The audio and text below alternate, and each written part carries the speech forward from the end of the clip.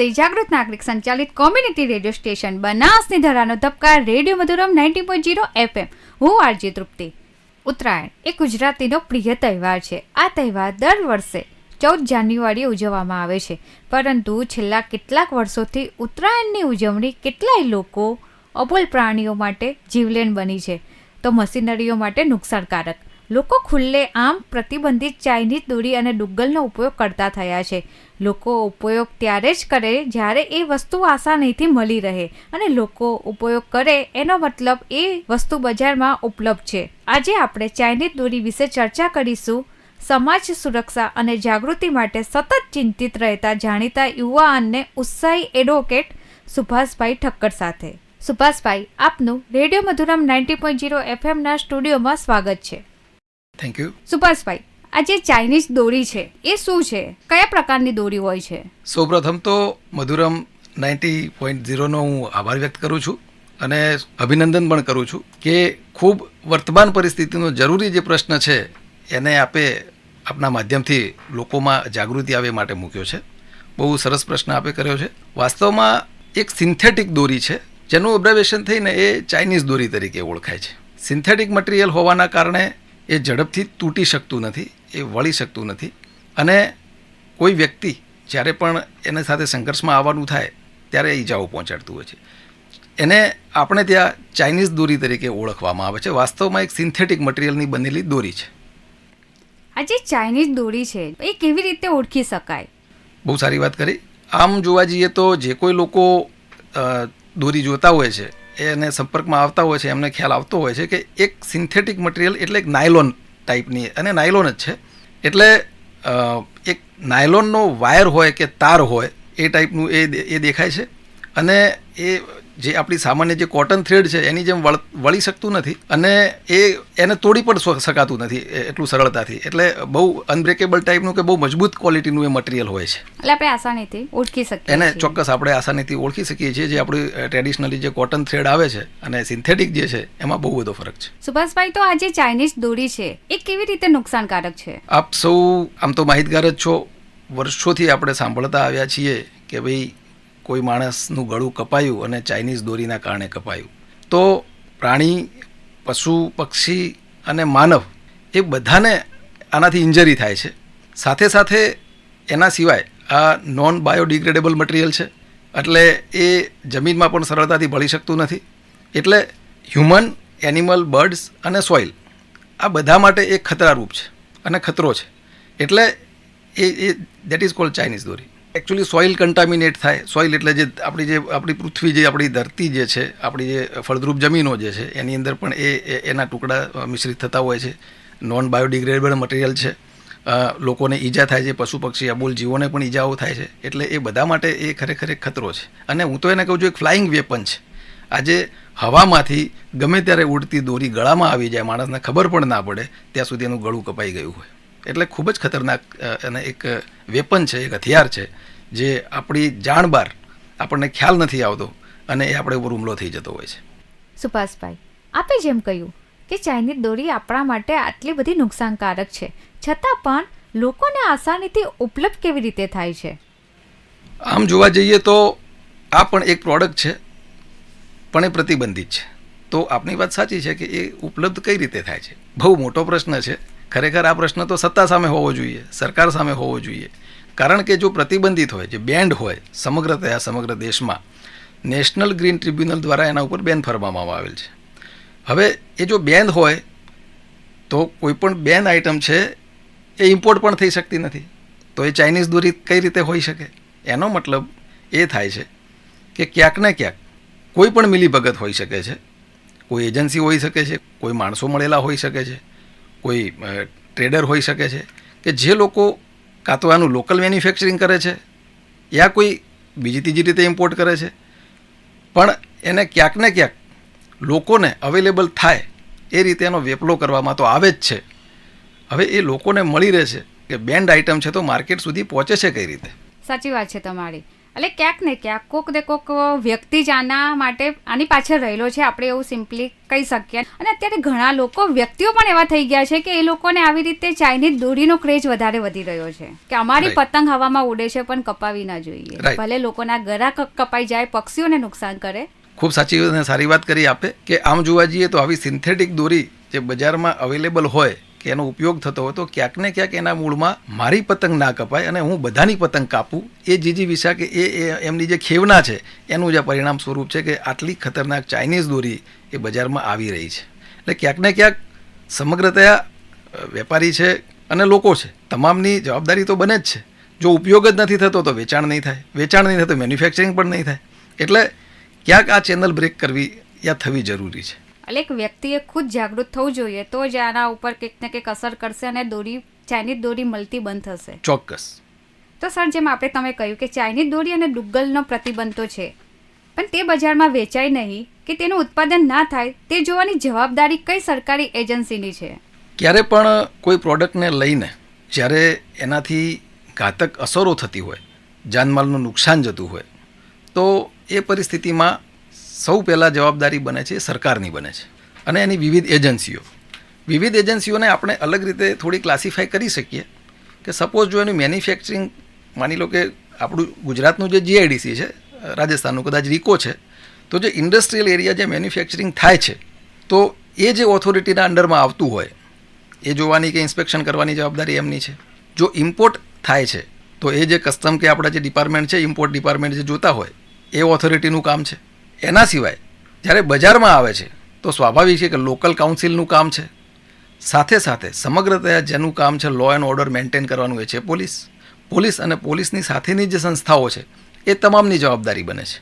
એની સાથે સાથે જેમ મેં કહ્યું એમ કે આ બધી સંસ્થાઓ તો છે જ, પણ એના સિવાય સૌ કોઈની એક સહિયારી જવાબદારી છે. કોઈ પણ વ્યક્તિના ધ્યાને આવે તો એ કોઈ પણ ઓથોરિટીનો કોન્ટેક્ટ કરી શકે છે, એમનું ધ્યાન દોરી શકે છે અને એવો માલ છે એને પકડાઈ શકે છે. એટલે તમામ ઓથોરિટીની જવાબદારી છે. હું તમને એક સામાન્ય એક્ઝામ્પલ આપું તો COVID-19 વખતે કોની જવાબદારી બનતી હતી? આપણે બધાએ જોયું છે કે સરકારની તમામ એજન્સીઝ લાગેલી હતી. તેની સાથે લોકડાઉન દરમિયાન લોકોએ પણ સરકારને પૂરતો સપોર્ટ કરેલો, નહીં તો આટલો મોટો દેશ છે એ લોકડાઉન થઈ જવું એ that was not easy job. બહુ મોટું કામ હતું અને દુનિયાના લોકોએ પણ એની નોંધ લીધી કે જે મુજબ ભારતીય જનતાએ પોતાની જવાબદારી સમજી અને સરકારને સહયોગ કર્યો એવી જ રીતે આમાં પણ લોકોએ સહકાર આપવા તૈયાર છે. એજન્સીઓએ પોતાનું કામ પણ સુપેરે કરવાની જરૂરિયાત છે. તૈયારી હોવી જોઈએ. તો આવી જ રીતે ચાઇનીઝ દોરી અને ડુગ્ગલના ઉત્પાદન અથવા ઉપયોગ સંદર્ભે કયા કાયદા કે નિયમો અમલમાં છે? આમ જોવા જઈએ તો આપણે ત્યાં વિવિધ કાયદા છે.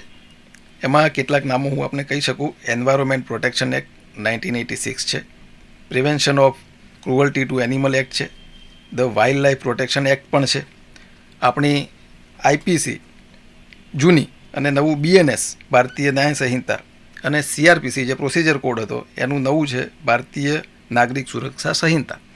આ તમામની અંદર જોગવાઈઓ આપેલી છે અને એ જોગવાઈઓ થકી જે કોઈ લોકો આનું ખરીદ, વેચાણ, ઉપયોગ કરે છે એની સામે ચોક્કસ પગલાં લઈ શકાય છે. અને હાલ આપના માધ્યમથી લોકો સુધી પણ એક મેસેજ પહોંચે કે ડિસ્ટ્રિક્ટ મેજિસ્ટ્રેટ શ્રીએ કલેક્ટર બનાસકાંઠા જે છે એમને પણ એક જાહેરનામું બહાર પાડેલું છે અને એ જાહેરનામાના સંદર્ભે અત્યારે પગલાં લેવાઈ રહ્યા છે. અને સાથે એ જાહેરનામું તો છે જ, પણ એની સાથે આ કાયદાઓનો ઉપયોગ કરીને પણ આવા આરોપીઓ સામે પગલાં લઈ શકાય છે. તો આપે જેમ કહ્યું કે જે કાયદાઓ અને નિયમો કહ્યા એ મુજબ જો કોઈ વ્યક્તિ ચાઇનીઝ દોરી અથવા ડુગ્ગલનું વેચાણ અથવા ઉપયોગ કરતા પકડાય તો તેના માટે દંડ કે સજાનું પ્રાવધાન છે? ચોક્કસ, ખૂબ સરસ પ્રશ્ન છે. કારણ કે કાયદાઓ છે તો સજાઓ હોય, સાથે દંડ પણ હોય અને આ બધું છે એ એના માટે જ છે. વાસ્તવમાં જો 100% લોકો પોતાની જવાબદારી સમજીને કામ કરતા હોય તો કોઈ કાયદાની જરૂર નથી, પણ જ્યારે નથી કરતા ત્યારે આપણે કાયદાઓની જરૂર પડે છે. એમાં હાલ કલેક્ટર શ્રી બનાસકાંઠાએ જે જાહેરનામું બહાર પાડેલું છે એમાં એમને BNSSની કલમ 163 મુજબ જાહેરનામું બહાર પાડેલું છે અને BNSની કલમ 223 મુજબ એમાં પગલાં લઈ શકાશે. જેમાં ખાસ કરીને બી જોવા જઈએ તો એમાં 1 વર્ષની કેદ અને 5,000 રૂપિયા દંડ આની જોગવાઈ કરેલી છે. એમાં વધુમાં જો જૂની આઈપીસીની કલમ 336, 337, 338, જેના ન્યૂ ફોર્મમાં જોઈએ તો બીએનએસની કલમ 125 AB એ મુજબ જોવામાં આવે તો એનામાં પણ 3 મહિના 6 મહિના ની સજાની જોગવાઈ એમાં આપેલી છે અને દંડની પણ જોગવાઈ. એટલે આ બધી જોગવાઈઓ છે જ. પણ મહત્ત્વની વાત આ તબક્કે આપના માધ્યમથી મારે એ કરવી છે કે કાયદાઓ છે, જાહેરનામા પણ છે, પણ એનું અમલીકરણ કરવાનું જે છે, કારણ કે કોઈ પણ દેશમાં કાયદો હોય પણ જો એનું અમલીકરણ ના થાય તો એ કાયદો માત્ર એક બુક બનીને રહી જતું હોય છે. એનું એક એક્ઝામ્પલ આપને આપું તો આપ સૌ જાણો છો, ગુજરાતમાં દારૂબંધી છે, તેમ છતાં ઠેર ઠેર દારૂની ખાલી બોટલો, ભરેલી બોટલો લોકોને મળે છે ને આપણે જોતા પણ હોઈએ છીએ કે લગભગ છાસવારે આપણે જોઈએ છીએ કે પોલીસે આટલા લાખનો દારૂ પકડ્યો, આટલી ગાડી પકડી. તો દારૂ તો એનો મતલબ કે ક્યાંક ને ક્યાંક એ કાયદો હોવા છતાં પણ એના ઇમ્પ્લિમેન્ટેશનને લઈને એટલી સારી રીતે કામગીરી નથી થઈ રહી, જેથી કરીને આ પ્રોબ્લેમ્સ આપણે ફેસ કરીએ છીએ અને જોઈએ છીએ. તો આમાં પણ જો ઇમ્પ્લિમેન્ટેશન કરવામાં આવે તો ખૂબ સારું પરિણામ મળી શકે છે. અત્યારે એવું જોવા મળી રહ્યું છે કે ચાઇનીઝ દોરી જે છે એને લઈને એક જાહેરનામું છે. જાહેરનામામાં એક સેક્શન 223 મુજબ પગલાં લેવાઈ રહ્યા છે. પણ મારી વિનંતી છે પ્રશાસનને કે બીજી પણ કલમો અન્વયે અને બીજા પણ કાયદા અન્વયે આમાં પગલાં લેવામાં આવે. હવે ચાઇનીઝ દોરીના પ્રશ્નને લઈને થોડુંક જે છે એ નિરાશા એ માટે છે કે ઉત્તરાયણના તહેવારની પહેલાં આપણે આનો ફેસ કરવી પડે છે, ચાઇનીઝ દોરીના પ્રોબ્લેમને. તો એના પછી એનો મતલબ કે એ સમયગાળો છે કદાચ 15 દિવસ કે મહિનો, ત્યારબાદ એનો કોઈ પ્રોબ્લેમ નથી અને લોકો ભૂલી જતા હોય છે. ફરી પાછું જ્યારે વર્ષાંતે જ્યારે ઉત્તરાયણ આવે એટલે કોઈ જાહેરનામું બહાર પડે અને એ પગલાં લેવાય. પણ મહત્ત્વની વાત એ છે કે ચાઇનીઝ દોરી જ્યારે ફિનિશ પ્રોડક્ટ બનીને બજારમાં આવે છે એની પહેલાં જો ઇમ્પોર્ટ બેન્ડ આઇટમ છે થઈ ના શકે, પણ ક્યાંથી આવે છે તપાસનો પ્રશ્ન છે.